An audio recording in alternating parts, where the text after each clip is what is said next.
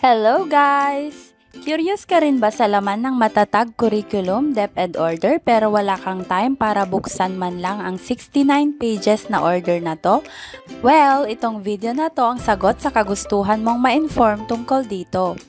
Dito nga ay papasadahan natin ang mga mahahalagang content ng DepEd Order No. 10 Series of 2024 o ang Policy Guidelines on the Implementation of the Matatag Curriculum. Let's go! Dito nga sa nasabing DepEd order, naka-attach ang policy guidelines na dapat sundin sa implementation ng matatag curriculum at ito ay ang prescribed minimum standards to all schools offering basic education in the whole country, private man o public school.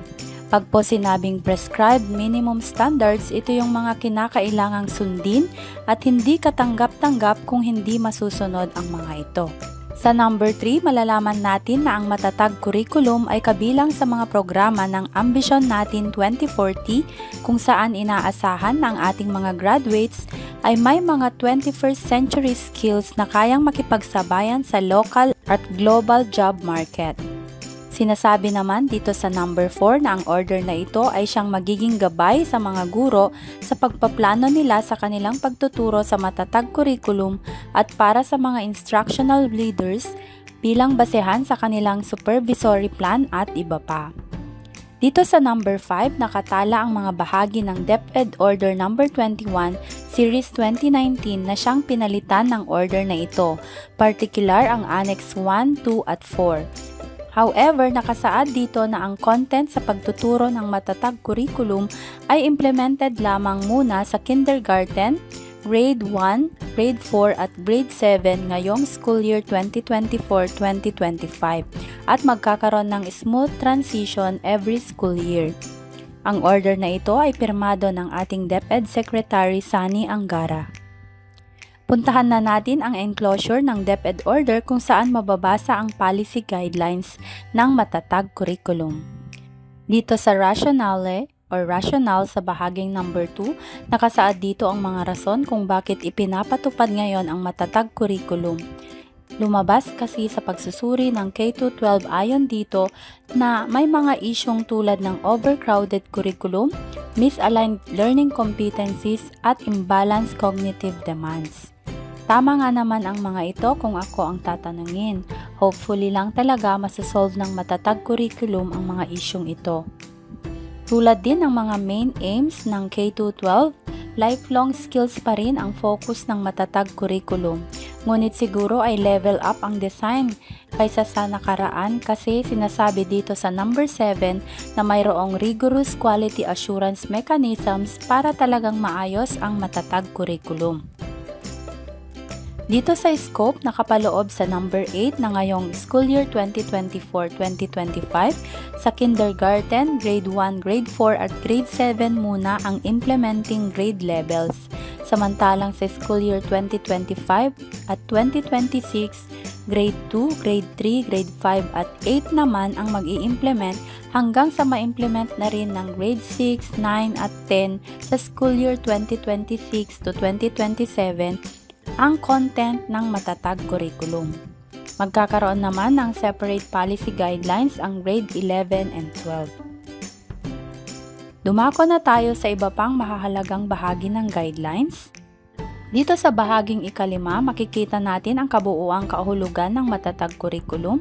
Sa number 12, nakalagay dito na ang matatag curriculum incorporates the core principle of inclusive education. So it is expected na mahalaga sa ating bagong curriculum ang diversity of learners. Ibig sabihin, lahat ng mag-aaral ay dapat matutukan at maturuang mabuti. Kaya naman, learner-centered pa rin talaga ang ating principle. Dito sa letter C, nakasaad na sa Key Stage 1 or ang kindergarten grade 1 to 3 ay may subject pa ring mother tongue. Dito sa letter E, number 1, mababasa natin na isa sa program under matatag curriculum ay programs for gifted and talented children, kung saan sinasabing accelerating learners in the public and private basic education institutions shall be allowed. magkakaroon umano ng separate issuance ang DepEd ukol rito. Kaya naman yung mga parents na may anak na gifted and talented, well, baka ito na yung chance nila para sa murang edad ay makapasok na sila sa mataas na level ng pag-aaral. Dito po tayo sa key features ng matatag curriculum kung saan nakalagay sa letter A ang pagkakaroon ng additional curricular programs focus on developing literacy and numeracy.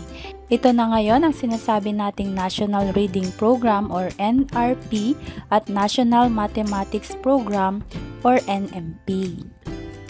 Dito naman sa letter D, nakasaad na ang Annex 1 at Annex 2 ay magbibigay ng detalyadong guidelines para sa elementary and secondary education.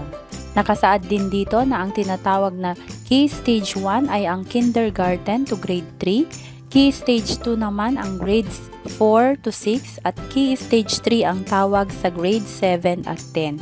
At sa grade 11 and 12 naman, makikita natin sa bahaging ibaba na ito ay Key Stage 4. Dito sa number 16 nga, makikita natin ang integration ng alternative learning system sa matatag curriculum. Kaya sa mga nag-o-offer ng ALS, lalo na sa mga senior high school levels, dito po ninyong mababasa ang ibang guidelines patungkol sa ALS. Puntahan naman natin ang mga roles ng teacher sa matatag curriculum, lalo na as instructional designers. Nakasaad dito na dapat ay may mastery of the subject matter and or in their specialization across curriculum, kaya naman tuloy pa rin ang integration ng ating subject areas across curriculum or across learning areas. Sa number 2, unpack learning competencies. Ito yung isa sa mahalagang focus ng mass training para humusay ng husto ang mga teachers sa paggawa ng SMART objectives under cognitive, psychomotor, and affective domain. So, meron pa rin po tayong mga main learning competencies na kailangang i-unpack dito sa matatag curriculum. Ang maganda nga lamang ay meron tayong mga lesson exemplars na dati na pong naka-unpack ang mga learning competencies na ito.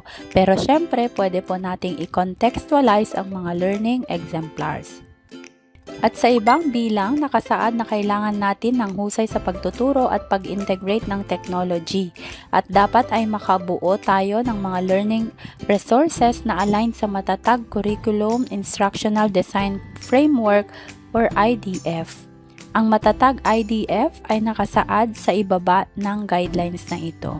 Mababasa rin dito na ang mga dating guidelines o memorandum on assessment or yung pag-compute sa grade ng mga bata at pagbibigay ng mga test, quizzes, periodic test, yung dati pa rin po ang maia-apply sa matatag curriculum.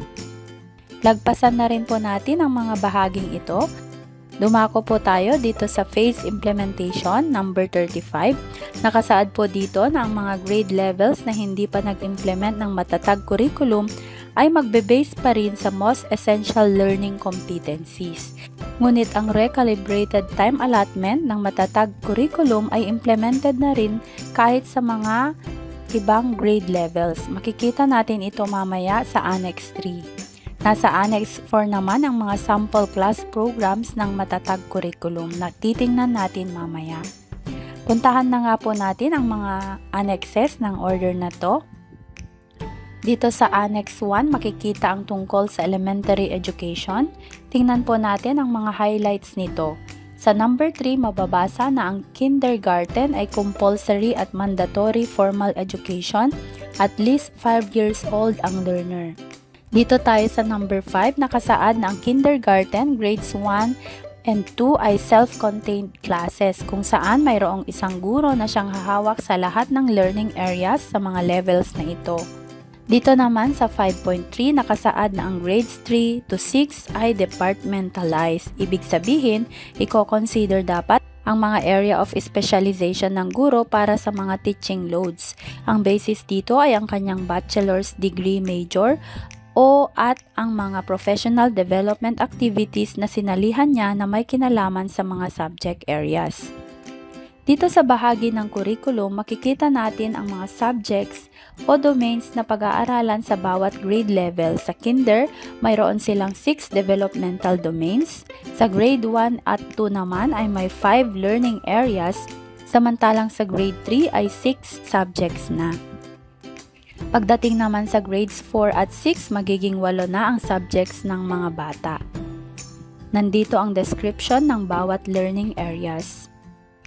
Dumako tayo dito sa time allotment ng curriculum, pati na sa NMT, NRP at Homeroom Guidance Program.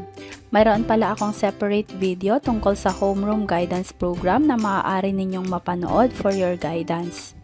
Sa kindergarten, ang tawag sa class program nila ay blocks of time, kung saan mayroong flexibility in the use of class time para makapag-explore and discover ang mga learners. Ang homeroom guidance naman nila ay integrated sa iba't ibang aktibidad sa klase. Sa grades 1 to 3, magkakaroon ng separate issuance para sa NRP at NMP. Para sa kinder teachers, nandito ang separate blocks of time for kindergarten. Dito naman sa table 5, makikita ang time allotment for grades 1 to 3 at sa table 6 naman ang para sa grades 4 to 6. Nakasulat din dito na ang NMT at NRP ay considered part of the teaching loads of teachers. So, computed sa inyong teaching loads ang NMP, NRP, pati na rin po ang HGP kung meron po kayong tinuturong ganito. Tutukan din po natin ang medium of teaching and learning kung saan klarong nakasaad dito na sa kindergarten at grade 1 ay first language o ang mother tongue ang medium of instruction. Sa grade 2 naman ay masisimulan ang pag-accommodate sa Filipino at English bilang medium. Sa kabuuan, ang key stage 1 o kindergarten hanggang grade 3, ang medium of instruction ay mother tongue except sa subject na Filipino at English. Dito naman, makikita na gagamitin na ang Filipino and English sa medium of instruction. Aralin po natin ang laman ng table 7 para hindi po tayo malilito. Pero nakasaad din dito na ang first language ng mga bata ay gagamitin pa ring auxiliary medium kung kinakailangan. Halimbawa, kung hindi talaga maunawaan ng bata ang ating ipinapaliwanag o instructions na ibinibigay natin, pwede po tayong gumamit ng mother tongue. Dito naman sa programs in support to matatag curriculum, makikita dito na ang included sa class program na NRP at NMP ay nakasaad sa NLRP o DepEd Order No. 13 Series of 2023. Kaya talaga ngayon implemented na ang NRP at NMP. Dito naman sa number 4 ay ang mga official na co-curricular programs na maisasagawa sa loob ng isang school year. Matatanda ang ipinagbabawal ang pagsasagawa ng mga aktibidad na makakadistract sa klase, kaya ito lamang ang mga programs na maaari nating maisagawa. So iwasan na po natin yung mga programs na hindi kasali dito. Dito naman po tayo sa Annex 2, Secondary Education. Very clear po dito na tuloy pa rin ang junior high school at senior high school levels. Kaya sa mga fake news na kumakalat na mawawala na ang grade 11 at grade 12 dahil sa implementasyon ng matatag curriculum, hindi po yan mangyayari. At tulad dati ay 8 pa rin ang learning area sa grade 7 to 10, ngunit ang dating edukasyon sa pagpapakatao ay tatawagin ng values education. Nandito naman po yung mga grade level standards para sa mga subject areas sa bawat grade level. Dito po tayo sa time allotment. Dito rin po nakasaad na 45 minutes na ang instructional time for 5 days sa lahat ng learning areas. Wala na ang dating 3 days for araling panlipunan at 2 days for ESP. Dito sa table 3, makikita na ang NMT ay 30 minutes 4 times a week. Ibig sabihin ay 2 hours in a week po dapat ang NMP sa high school at ang HGP naman ay 45 minutes once a week. At tulad sa elementary kanina, ang NMP at HGP ay kasali rin po sa computation ng teaching load ng isang guro. Sa medium of teaching and learning, English at Filipino po ang medium of instruction, ngunit maaaring gamitin ang first language as an auxiliary medium whenever necessary to facilitate teaching and learning. Nandito rin po ang mga approved curricular programs na pwedeng i-implement sa loob ng paaralan. Kailangan sundin natin ang mga ito upang maiwasan ang class disruptions. Dito po sa Annex 3, nakalagay na po dito na ang mga grade levels na hindi pa mag-i-implement ng matatag curriculum ay susunod na sa calibrated time allotment. Halimbawa, dito sa grades 8 to 10, 45 minutes at 5 times a week na rin po ang mga 8 subjects nila. Dito po sa Annex 4, makikita ang sample class program from kindergarten to grade 10.